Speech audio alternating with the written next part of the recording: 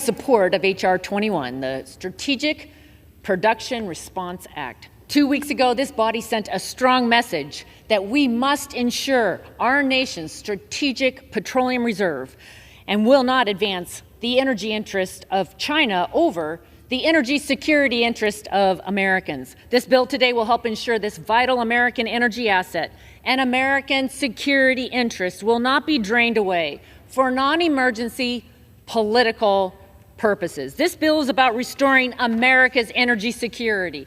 It provides a path towards making energy more affordable for Americans who are looking to us to help ease the pain at the pump.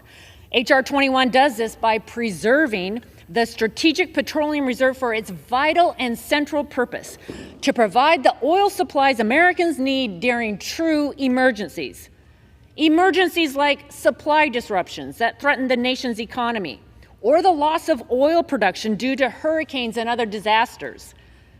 But simply, under this bill, if an administration chooses to use the reserve for non-emergency political purposes, it will first have to develop a plan that an equal amount would be reinstated from American energy resources. The SPR should be used as a tool of last resort. This is sensible energy policy. It is also urgent policy.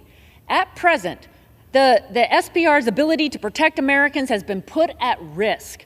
More than 250 million barrels of oil, approximately 40% of the reserve, has been drawn down in less than 2 years, more than all the former presidents in history combined, all to cover up historically high gas prices in an election year. This is irresponsible. The Biden administration has undermined our nation's ability to respond to true energy emergencies by mismanaging our nation's strategic energy stockpile. At the same time, the administration has taken every action to suppress America's mighty energy production abilities. Unbelievably, the Biden administration has turned to Venezuela and Saudi Arabia to pump more oil instead of working to lift their regulatory restraints on American energy producers. America's oil production and refining capacity remains 1 million barrels below peak levels during the prior administration. We have the world's most abundant resources and the capacity to produce millions more barrels per day.